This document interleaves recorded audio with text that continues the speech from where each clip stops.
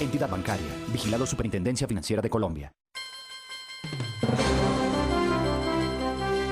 Senador Rodrigo Lara, muy buenos días. Doctor Londoño, muy buenos días. Un saludo muy especial para usted, para todo su equipo y para todos los oyentes. Senador, este es un país que tiene una depresión económica como no la tuvo nunca. Más o menos el 8% de caída del Producto Interno Bruto. Unos niveles de desempleo dramáticos y especialmente entre las mujeres y los jóvenes que no tienen horizonte. Una situación del sector externo de la economía que lo conduce a tranquilamente $1.000 millones al mes de déficit comparadas a exportaciones e importaciones. Una situación de inseguridad dramática. Aquí pues estallan bombas en todas partes. No se puede fumigar con glifosato porque erradicar manualmente porque la gente no deja, y con glifosato no se puede desde el aire porque la Corte Constitucional no deja. El país en manos de los violentos y las ollas del microtráfico, pues haciendo lo que hacen, y todos estos bandidos que han asesinado tantos ciudadanos ilustres como su padre, ahí están pasando los días de gloria. En medio de estas circunstancias, doctor Lara, ¿usted cree que a los colombianos realmente lo que les importa es quién hace alianza con quién coquetea con quién se va, quién queda, o que la política debe ocuparse de estos grandes problemas nacionales? La visión que usted tiene, doctor Lara. No, indiscutiblemente la situación, el escenario que usted plantea es extremadamente preocupante. Y mire, yo estuve hace 3 semanas en el departamento del Caquetá, no llevaba un año sin ir, y pude constatar con inmensa tristeza el real y grave deterioro del orden público. En San Vicente del Caguán, en Cartagena del Chairá. Recuerde que hace unos escasas, un mes y medio, 2 meses, hubo un ataque allá armado directamente a la estación de policía de Solita. Eso no se veía desde hace muchos años. Y recuerde que en el mes de junio fueron asesinados 7 soldados a no más de, no sé, 25 minutos del casco de San Vicente del Caguán, cerca de Puerto Lozada. Esas son situaciones que desde hace mucho tiempo no se veían y son indiscutiblemente señales de un deterioro ya muy profundo del orden público. Y el narcotráfico, por su lado, vibra como actividad ilícita ya en Cartagena del Chairá, como no se veía, por ejemplo, hacía ya muchos años. Y pues el Estado colombiano, casi que condenado por absurdas abstracciones a la inacción, a tener las manos atadas frente a un cáncer que además ya en el pasado nos ha demostrado con qué facilidad crece y con qué facilidad termina deteriorando todos los órganos de la institucionalidad y de la sociedad colombiana. Doctor Lara, agréguele que en ocasiones se trata de hacer erradicaciones manuales y que salen los llamados campesinos, léase de verdad cocaleros, salen a enfrentar la fuerza pública, la dominan, la secuestran y la hacen salir del territorio. Esto no es pues ya el colmo de la pérdida del poder del Estado y del triunfo de la coca. Es que yo francamente, esta discusión hace parte del absurdo. Es que un Estado en ningún lugar del mundo puede renunciar a una herramienta eficaz y legal necesaria para combatir crimen organizado de estas magnitudes. Es que yo no veo que esta discusión ni siquiera se plantee institucionalmente. Un Estado no renuncia a ninguna herramienta eficaz para combatir a grupos delincuenciales que no solamente narcotrafican, sino que en virtud del narcotráfico asesinan a civiles inermes. Es que el asesinato de civiles, de líderes sociales en diferentes regiones del país obedece a una lógica propia del grupo criminal que se lucra del narcotráfico. Y es como existe un vacío de Estado y al mismo tiempo existe una economía ilícita, el narcotráfico o el oro, ese bastión de Estado es sustituido, es llenado básicamente por el grupo criminal. Pero como el grupo criminal es ilegítimo, es ilícito, la única forma que tiene de ejercer autoridad para poder obtener lucro de esa actividad ilícita es mediante el terror, es creando y produciendo terror, y el terror se produce asesinando a civiles inermes, usando además la barbarie, cebándose en el cuerpo, cortándolo a pedazos, o masacrando a civiles inermes de tal manera que produzca tanto miedo que logre la ley del silencio y así afianzar su actividad ilícita. Eso está diagnosticado, evidente en el país. Y por consiguiente, el deber del Estado colombiano es sopesar, ¿ok? ¿Qué me significa fumigar? ¿Y qué me significa no fumigar? Y no fumigar es permitir, y esto es un Estado, casi, dice yo, cómplice, es permitir que delincuentes masacren, asesinen y torturen permanentemente a gente inocente. Yo creo que esa discusión en una democracia ni siquiera debería plantearse. Doctor, la economía es frase que hizo carrera en los Estados Unidos y en el mundo, porque tema capital de toda política es la cuestión económica.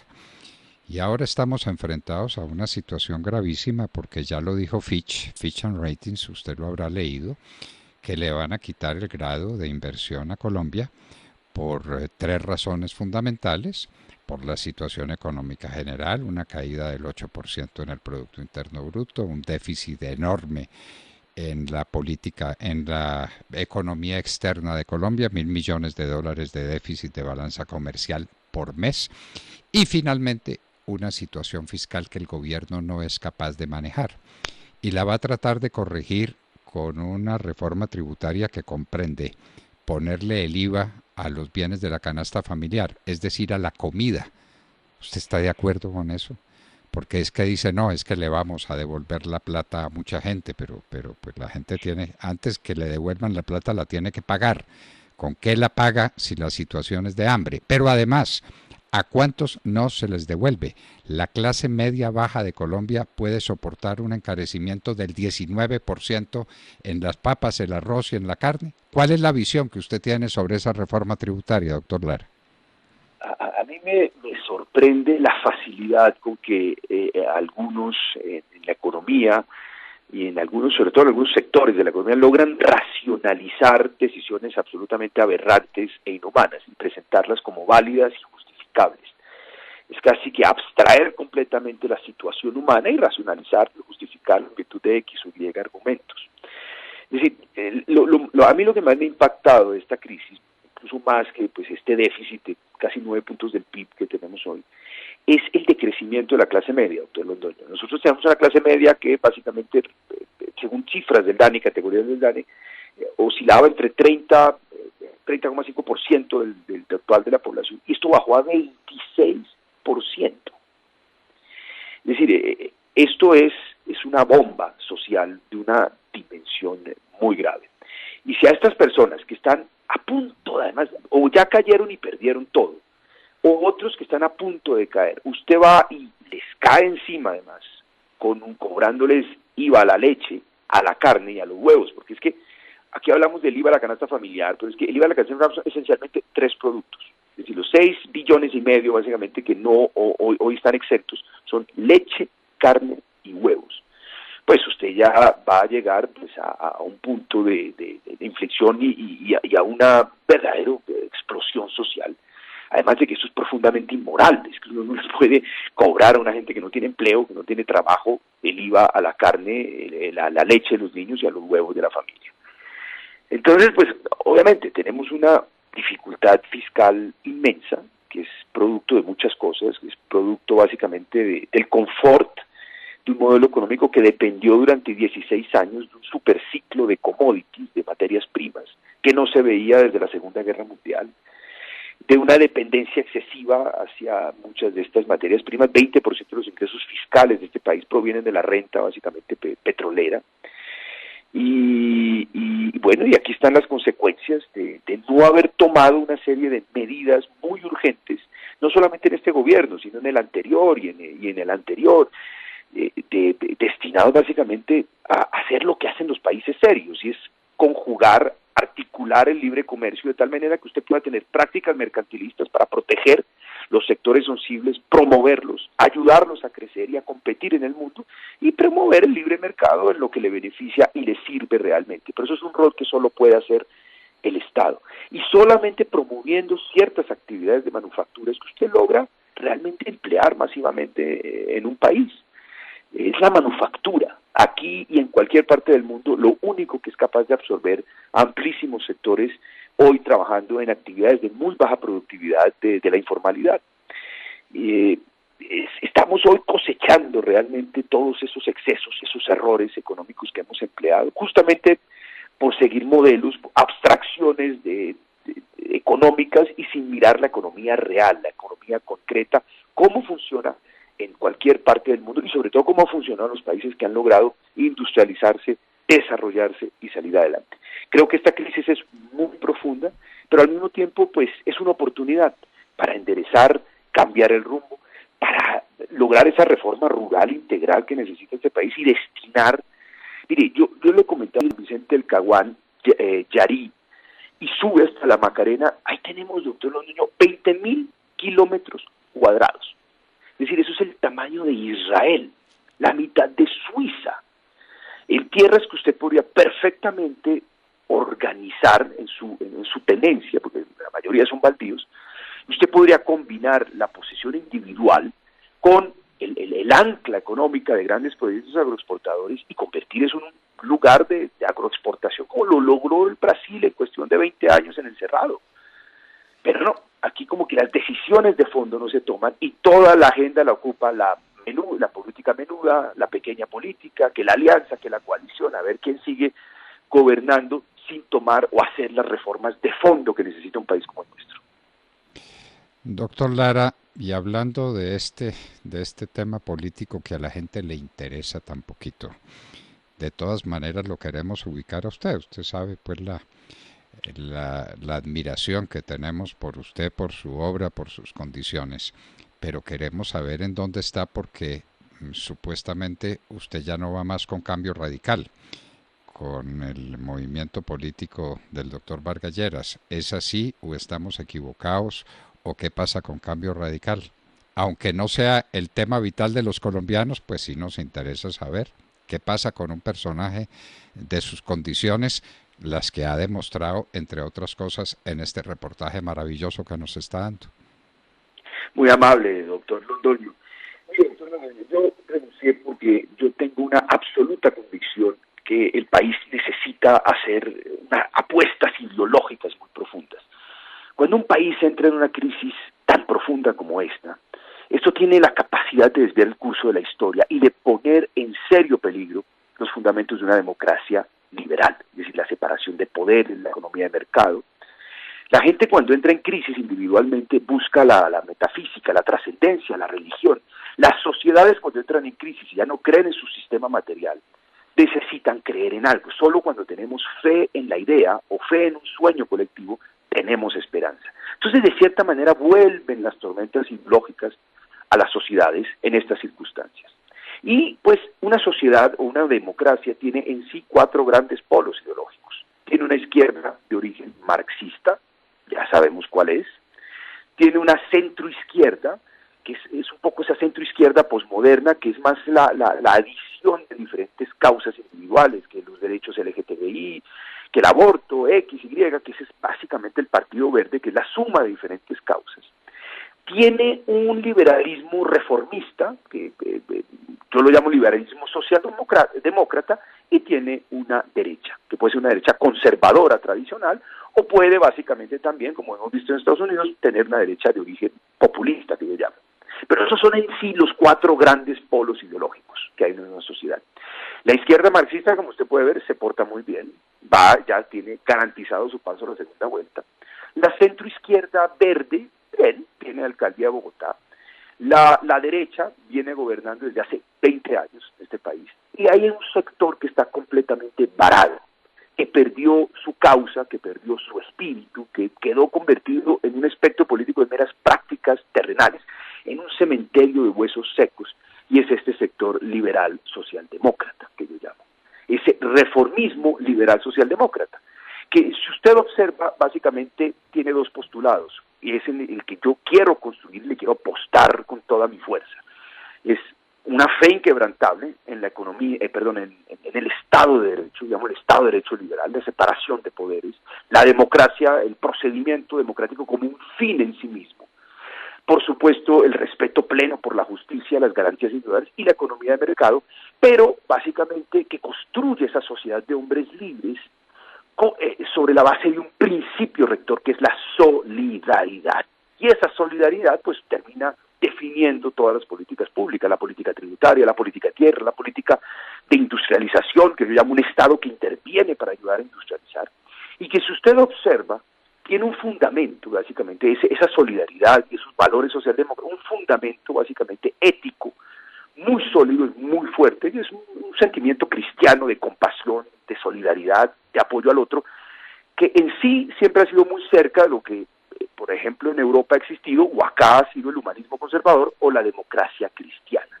Solo que, pues, usted sabe que los sectores conservadores creen en eso, pero creen, a diferencia de nosotros los liberales, que el Estado debe intervenir menos. La solidaridad se administra más a nivel de la familia, de las asociaciones, de la iglesia, etcétera, etcétera. Nosotros creemos que esto necesita un Estado fuerte, un Estado capaz de intervenir, de regular, de apalancar sectores de la economía, un Estado que se reforme a sí mismo y una sociedad que logre impartir estas reformas profundas que necesitan los sistemas para salvar la democracia liberal. Además, yo creo que, mire, la experiencia que nos da la historia, doctor Londoño, es que cuando las sociedades democráticas han enfrentado amenazas de origen marxista o movimientos, por ejemplo, muy fuertes, que fue, por ejemplo, la Europa de posguerra. Usted mira las elecciones locales en Francia, en Alemania Occidental, en Italia, incluso en el Reino Unido, a pesar de pues, que nunca ha existido un partido de esa naturaleza, la izquierda radical ganó todas las elecciones locales. ¿Cómo enfrentaron esas democracias esa realidad, ese anhelo profundo de reformas sociales con socialdemocracia o con democracia cristiana? Entonces, para enfrentar hoy esta realidad de una izquierda marxista tan sólida, tan fuerte, que se alimenta de eso que hablaba al principio, una clase media que bajó del 30 al 26, es decir, de 3, 4 millones de personas que o perdieron todo, son descamisados o tienen el profundo temor de perder lo poco que tienen y de volver a su situación material anterior que aún tienen muy fresca. Eso solo se enfrenta con socialdemocracia o con un Estado capaz de ofrecer esas reformas dentro de la democracia liberal. Esa es mi apuesta, eso hay que construirlo y como le he dicho yo a los amigos que están en el uribismo, que están en la derecha, ustedes tienen que entender que ustedes alternan con nosotros o terminarán alternando con la izquierda marxista. Y ustedes saben cuáles son esas consecuencias. Bueno, brillantísimo como siempre usted en esta exposición, apasionantemente apasionado motivo para una controversia muy importante que no tiene ahora su lugar. Solo le hago una observación, no nos condene a quienes nos declaramos de derecha a soportar como parte nuestra el gobierno de Juan Manuel Santos. No sea tan cruel, doctor. No, eso sí. Pero lo eligieron. No, eso sí, no nos lo merecemos. Ojo, lo elegimos la primera vez, pero no lo elegimos la segunda. La segunda él se robó las elecciones, que es otro tema distinto. Pero no sea tan malvado con la derecha, no. Eso ya es el colmo de la hazaña contra la derecha. Me precisar esa pequeña paréntesis, ¿quiere razón? Bueno, doctor Rodrigo Lara, un abrazo muy estrecho y muchas gracias por estar en la hora de la verdad. Gracias, querido doctor Londoño, un placer como siempre, un abrazo para usted, para su familia, para todo el equipo y los oyentes, muy amable. Muchísimas gracias, Rodrigo Lara, un intelectual de primera línea, piensa en la socialdemocracia, en fin, una discusión muy interesante, pero no nos condenen a los de derecha a tener que soportar, a llevar la cruz de que el gobierno de Juan Manuel Santos fue un gobierno de derecha. No, la hora de los corruptos y de la disolución del país y de la mermelada sobre la tostada, eso no es derecha e izquierda, eso es corrupción, monda y lironda. Rodrigo Lara, senador de la República, estaba con nosotros en la hora de la verdad. 8 de la mañana, 13 minutos.